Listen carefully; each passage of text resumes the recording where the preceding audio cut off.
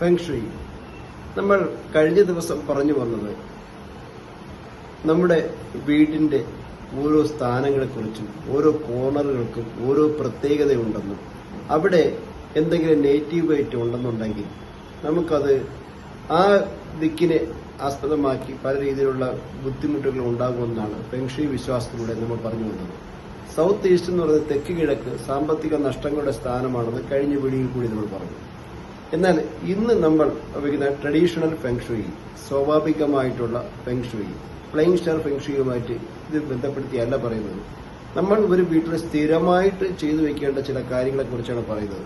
അപ്പം നമ്മൾ ആദ്യം പറഞ്ഞത് സാമ്പത്തിക അഭിവൃദ്ധിക്കായി സൗത്ത് ഈസ്റ്റ് കോർണറിൽ നമ്മൾ വെള്ളത്തിൽ വളരുന്ന ഒരു ചെടി, ഒരു വെള്ളത്തിൽ കിടന്ന് വളരുന്ന ഒരു ചെടി വെക്കണമെന്നാണ് പറഞ്ഞത്. എന്നാൽ നമുക്ക് നല്ല ചുറ്റുപാടുകൾ, ഒരു വീട്ടിൽ നല്ല ചുറ്റുപാടുകൾ ഉണ്ടാവണം, നല്ല വൃത്തി ഉണ്ടായിരിക്കണം, നല്ല രീതിയിലുള്ള പോസിറ്റീവ് എനർജി തങ്ങി നിൽക്കുന്ന ഒരു സ്ഥാനമായിരിക്കണം. നല്ല ചുറ്റുപാടുകൾ നിന്നാണ് നല്ല ആരോഗ്യവും നല്ല ചിന്തകളും നല്ല വിദ്യാഭ്യാസവും എല്ലാം ഉണ്ടാകുന്നത്.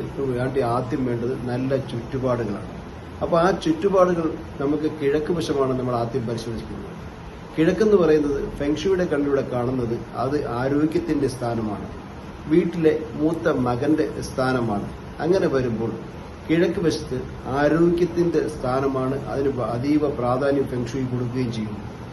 അപ്പൊ ഈ കിഴക്ക് വശത്തായിട്ട് എന്തെങ്കിലും, ഇപ്പൊ ഉദാഹരണത്തിനായിട്ട് നമ്മുടെ വീടിന്റെ കറക്റ്റ് മധ്യഭാഗത്തായിട്ട് കിഴക്ക് വശത്തായിട്ട് ഒരു സെപ്റ്റി ടാങ്കോ, അതല്ലെന്നുണ്ടെങ്കിൽ ഒരു ഉണങ്ങിയ മരമോ, അതുമല്ലെന്നുണ്ടെങ്കിൽ എന്തെങ്കിലും വൃത്തിഹീനമായിട്ടുള്ള ജലമോ, അങ്ങനെ ഏതെങ്കിലും രീതിയിലുള്ള നെഗറ്റീവായിട്ടുള്ളതുണ്ടെങ്കിൽ, കാരണം ഉണങ്ങിയ മരം എന്ന് ഉദ്ദേശിച്ചത് അവിടെ നല്ല ഫലഭൂഷ്ടമായിട്ടുള്ള മരങ്ങളാണ്, മരങ്ങളുടെ സ്ഥാനമാണ് കിഴക്ക്. അപ്പൊ ആ കിഴക്ക് നിൽക്കുന്ന മരം ഇങ്ങനെ കേടുകൂടി നിൽക്കുന്നത്, കേടുപാടായിട്ട് നിൽക്കുന്നത് നല്ലതല്ല. അതൊക്കെ നമുക്ക് ആരോഗ്യത്തിനെ ബാധിക്കുമെന്നുള്ളതിലും യാതൊരു സംശയമില്ല. അപ്പൊ കിഴക്ക് വശത്ത് ഇങ്ങനെ വന്നു കഴിഞ്ഞാൽ ദിവസവും നമുക്ക് ഹോസ്പിറ്റലിൽ പോകാൻ മാത്രമേ സമയമുണ്ടാവൂ. അതുപോലെ തന്നെ വീട്ടിൽ സമാധാനക്കുറവും വാക്ക് തർക്കങ്ങളും ഉണ്ടാകാനുള്ള സാധ്യതയും കൂടി വരും.